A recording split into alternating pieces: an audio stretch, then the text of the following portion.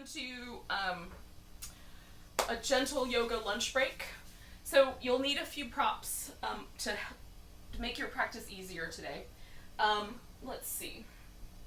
You could use some throw pillows, or you could use some blocks. They'll both kind of work the same way.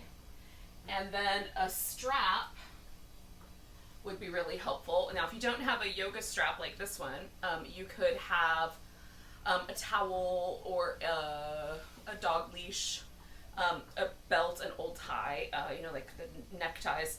All that stuff works well as a strap.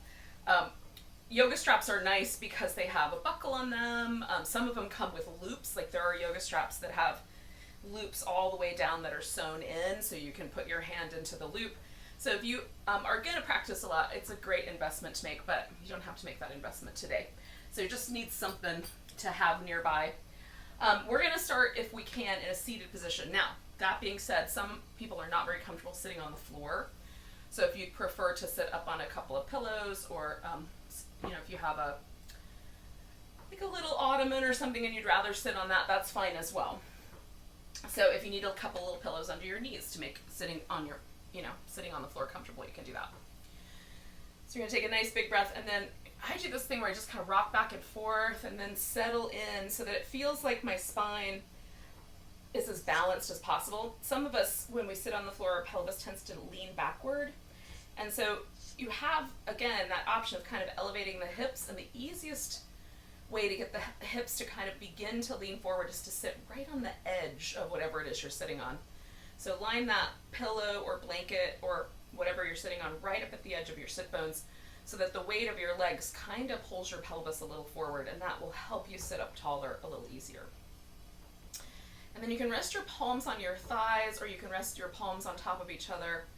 Just choose a position that lets your shoulders relax and that feels like it centers you. This mudra that I'm doing, where you rest the palms down on the knees, is called the mudra of calm abiding. And it's one of my favorites.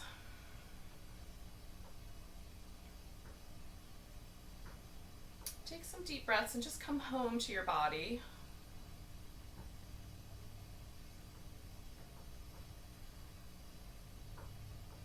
If you've been working all morning, it's a good chance to just kind of take a mental break, let go of that stuff, and come back to focusing on being here.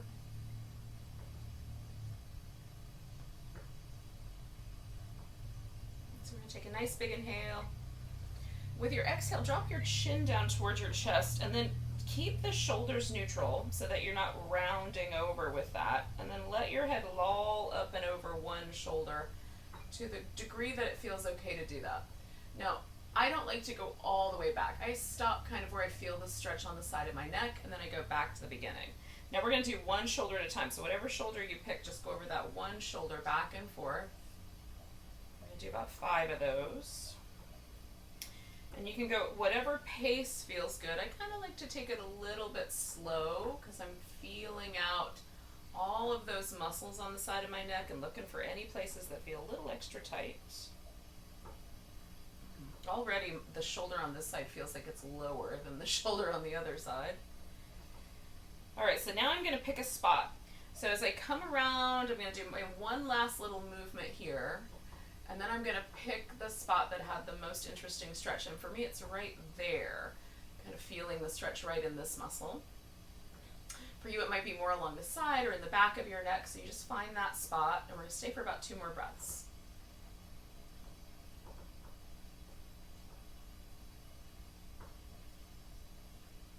And then you're going to bring your chin back to the center.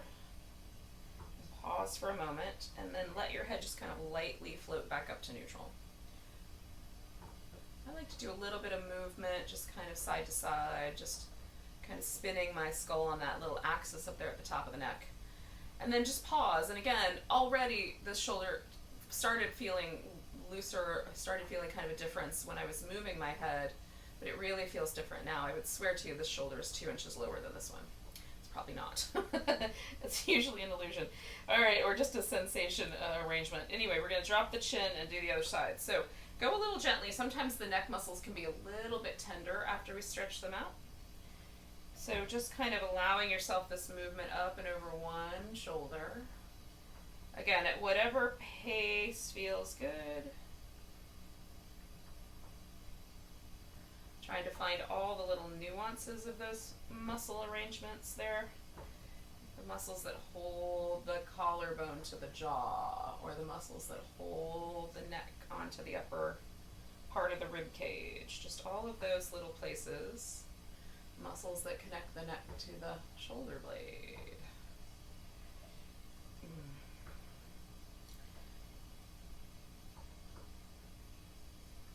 So I'm going to do one more little forward roll and then backward roll, and then I'm going to find my spot on this side.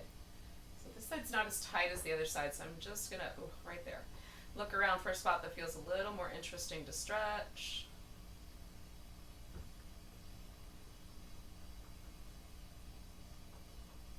On this side, it's feeling kind of nice to me to drop my arm off to the side just to create a little bit more length there.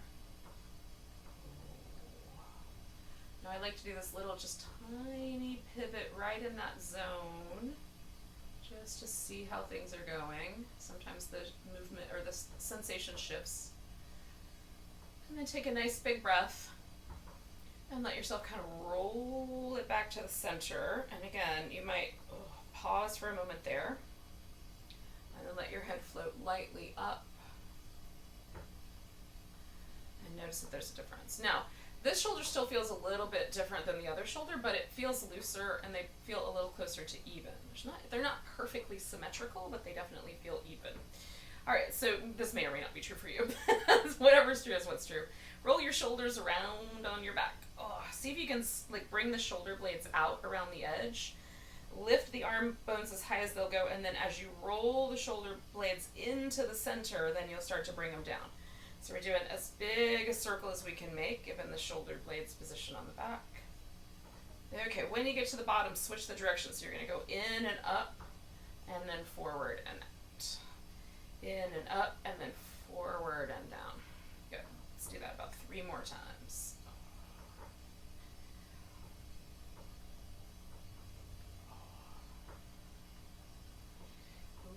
Okay, now we've got the shoulders down. We're going to come up to all fours and do some cat shapes. So you can move the cats in all kinds of different ways. So when I do this, what I'm aiming for is to get this part of my back to curl around the other direction. Try to draw my tailbone in, round through that lower back. I even sometimes push backwards a little bit through my belly button. And then when I do this shape, I'm trying to get the upper back that normally curves that way. I'm just trying to get the muscle to move a little bit more, almost like it feels like I'm flattening that out. I'm not probably flattening that out.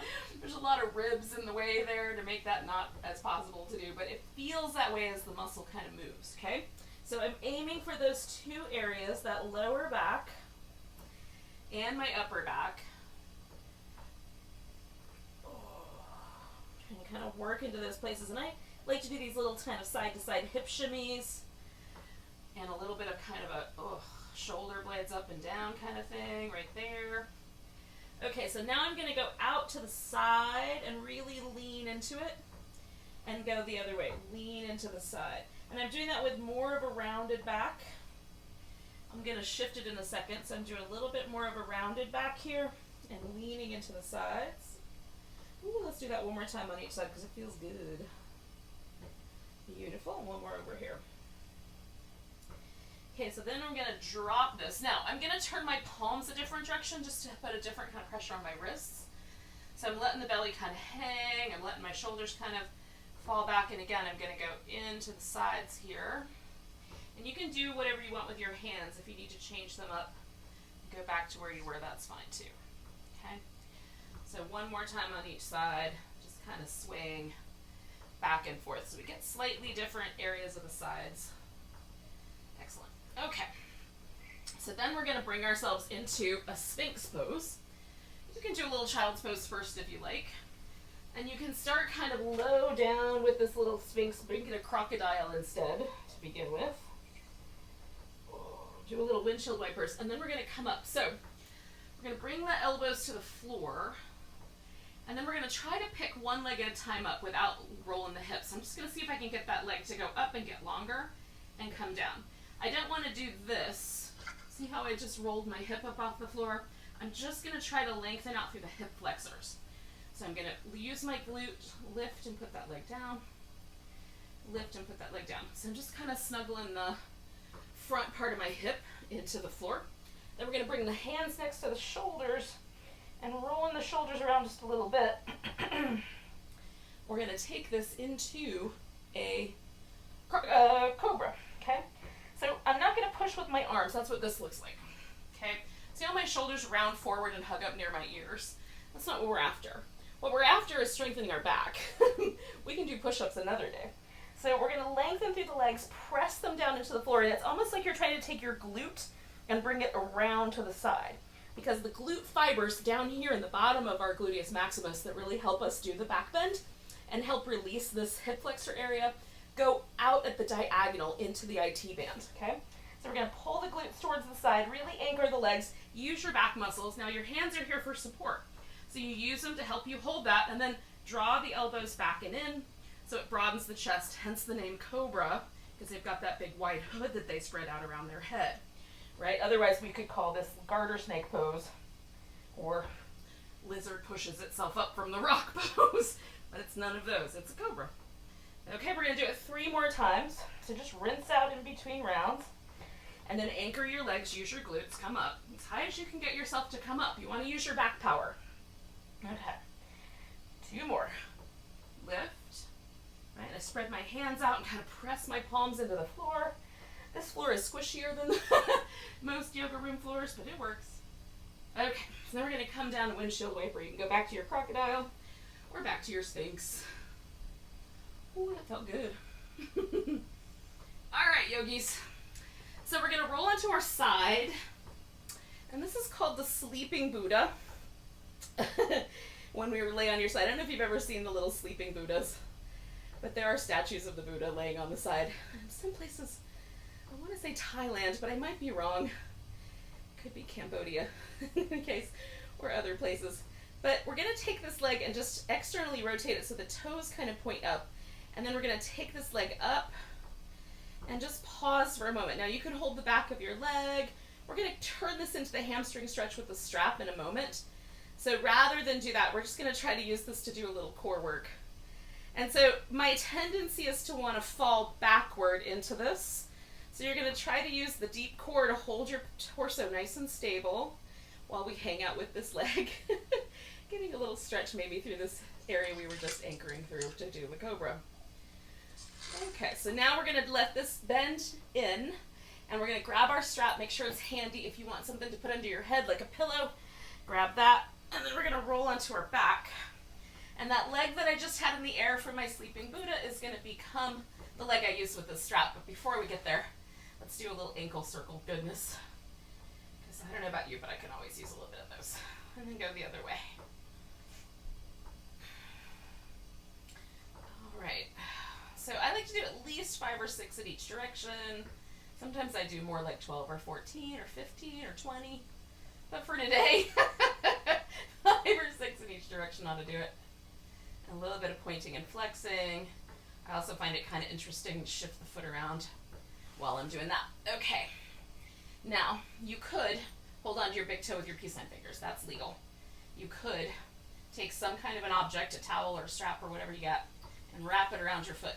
So we're going back up, but this time this is all about the leg now, okay? So it's a little bit less about the core, although we can, I'm going to turn myself a little farther out to the edge here, you guys, so that I've got a little bit more room when we get to stage 2 of this.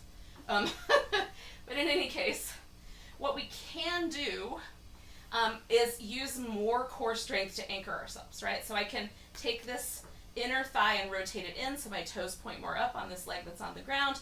I can press through that leg, anchor through my deep belly, and that gives me a little more core work. And so while we're hanging out with this hamstring stretch, we can also get that kind of deep stabilizing core work. Which, you know, as far as I'm concerned, bonus core work is is always good. It's like, do you ever say, no, don't put whipped cream on my sundae? No, of course you don't. You always put the whipped cream on there. For crying out loud, you're eating a sundae. Go all the way. Same thing with your pose. Although maybe that's not an exactly appropriate equivalent. Maybe you don't consider core work like whipped cream.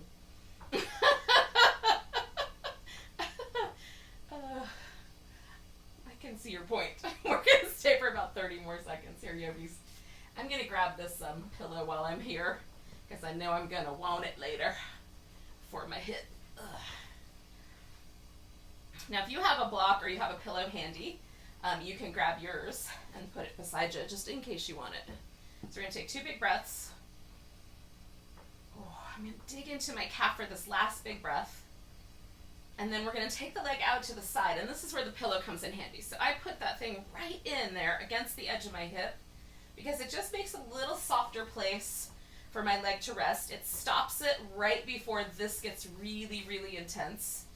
And I can still work my core with that little extra support. It's kind of squishy and soft. Blanket usually is what I would use, but pillows are really awesome. I don't usually have those in the yoga room. So again, I can roll my thigh inward a little bit. This fires up a tiny little muscle right here that is sometimes overworked, but this is its real job, is to turn the thigh in. So if it's an overworked muscle, you might really feel that, is what I'm trying to say.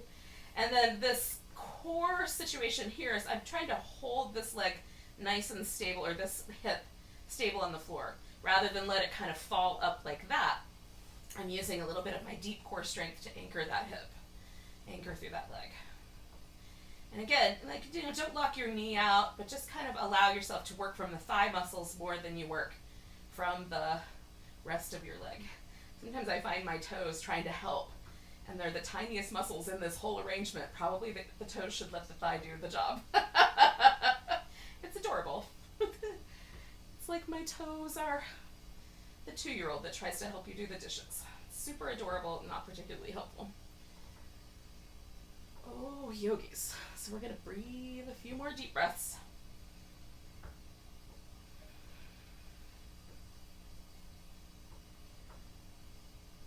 I like feeling these attachments that live right here in the front of my hips. We're going to take a nice big inhale.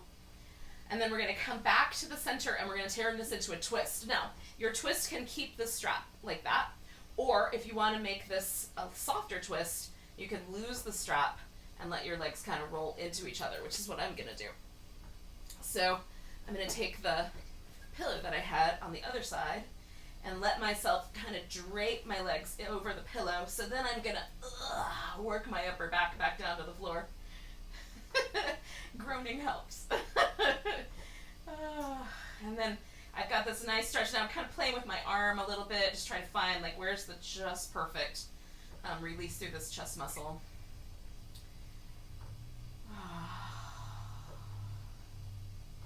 And if you're still using the strap, you can do, you know, like a little bit of press into the other leg. So it's really up to you how you decide to work with these shapes.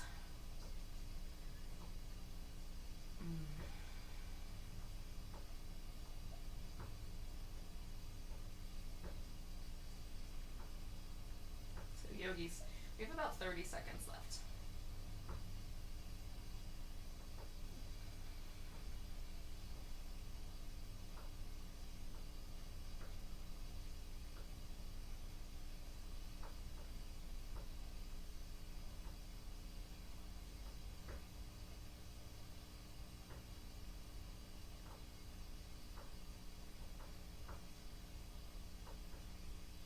Take a really big breath. Let go with a really big and then we're gonna bring ourselves back to the center. Let go with the strap if you're still using it. Give yourself a little windshield wipery rinse. And then a big stretch. And then my favorite thing to do right in between is just to relax for a second and feel the work I just did. And do I feel a pleasant experience now that I've stretched the side out? And for me, the leg feels a little longer, everything feels a little softer, a little closer to the earth.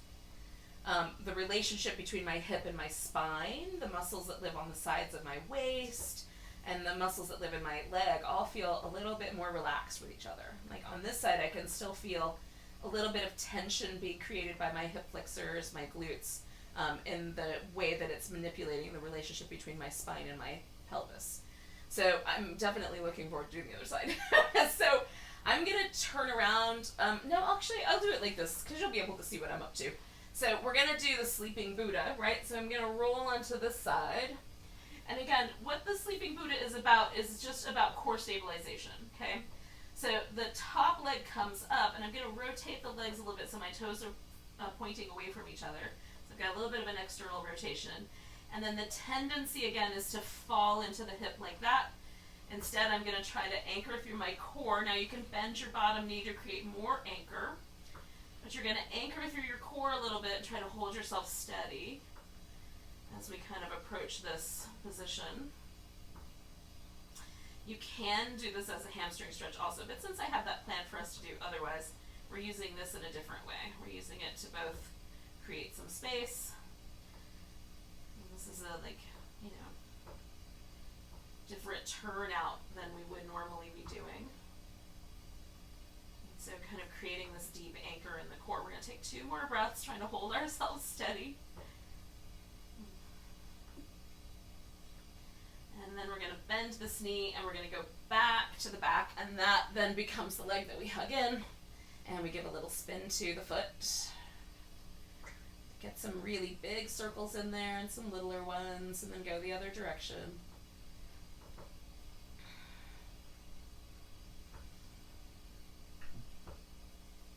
And then point and flex your foot, and again, you can do these little, like, sometimes when my foot is flexed back, it feels kind of interesting just to shimmy it back and forth in the ankle joint. And similarly there. So you can just concentrate on the point and flex. Add those little extra movements.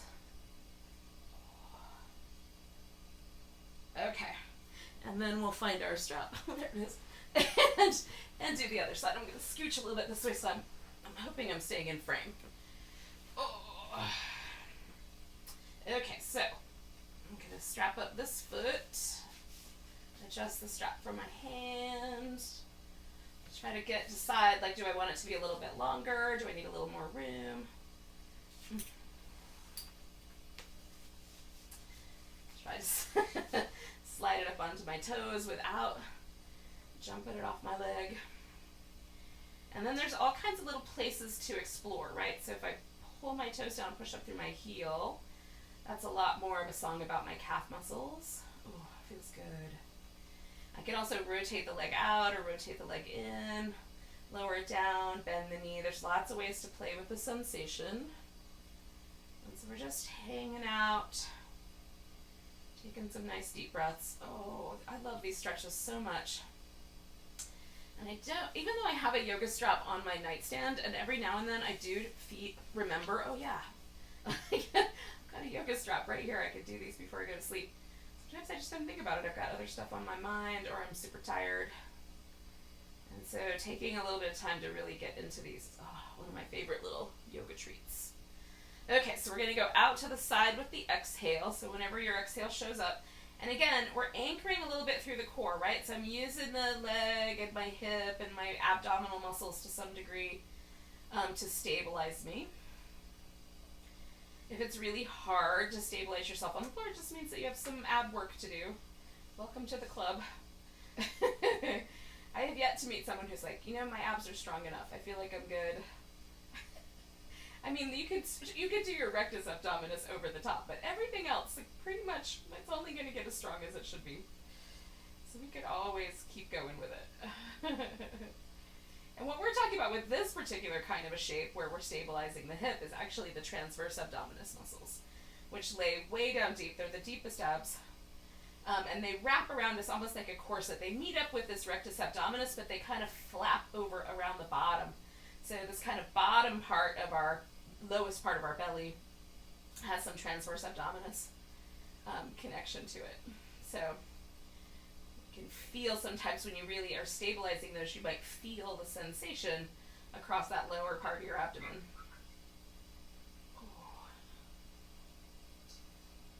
So we got, it's just shy of 30 more seconds, yogis. And again, you can play with this as well, kind of pressing in and pressing out.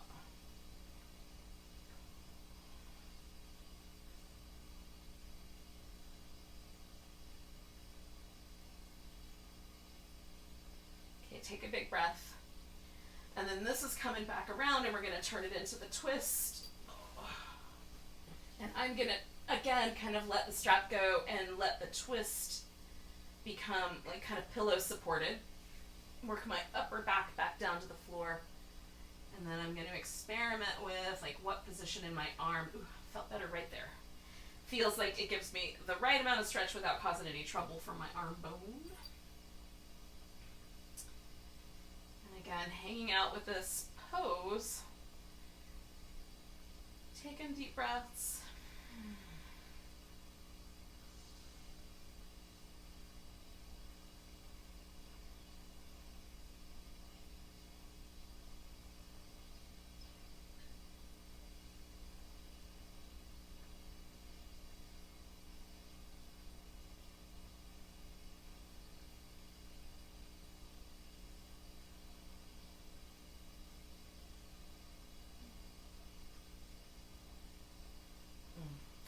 Twist. It's one of my favorite yoga poses. Oh, it feels so nice, yogis.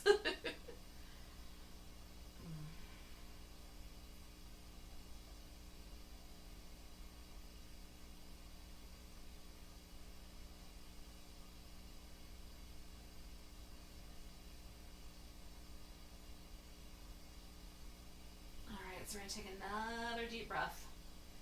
And then we're going to bring ourselves, with the exhale back to the center. Now, yogis, because this is a little lunch break class, you have the choice between ending this class with a little bit of seated meditation or a little bit of shavasana, or you can do what I'm about to do. So I'm going to use this throw pillow. You can use a yoga block under the hips, and I'm going to do what I like to refer to as martini pose, because I think it's nice to have one at the end of a long day, but there's no alcohol involved, but it's really a supported shoulder stand. Okay, so I'm gonna take my hips up and I'm gonna get this pillow underneath me. At some point I'm gonna do that, if I can grab the other end of it and get it in place.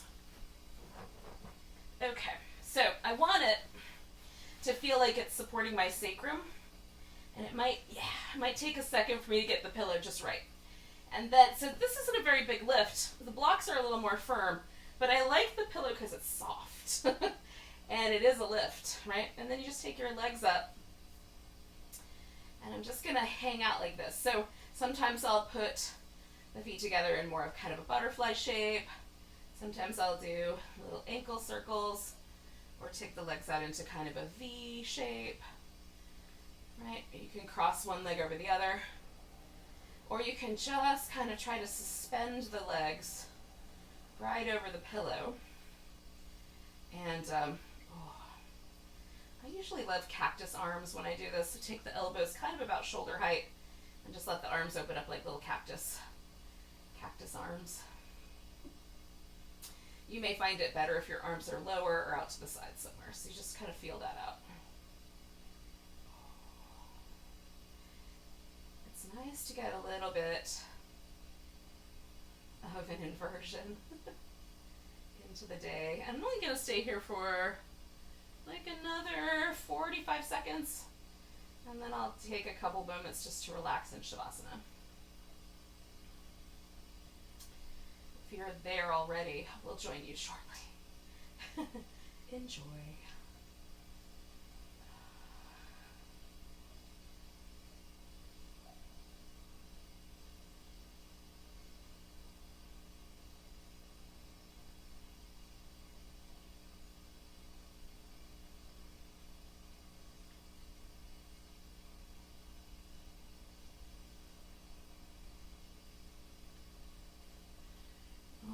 So I'm going to bring my knees in, and then I'm going to go ahead and put them on my feet on the floor and get the pillow out from under my hips, and instead I'm going to put it right there underneath my legs.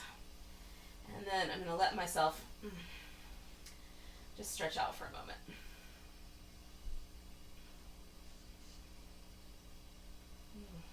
It's nice to sort of just feel the benefits of your practice. Like, does your body feel more relaxed? Is your mind a little more focused or a little clearer? Is your heart a little lighter?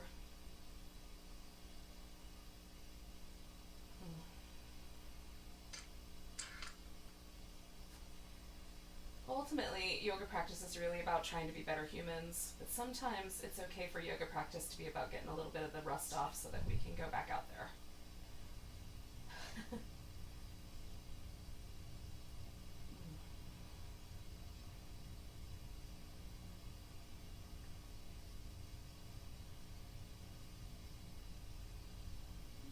So stay for about another minute or so here if you've got the time.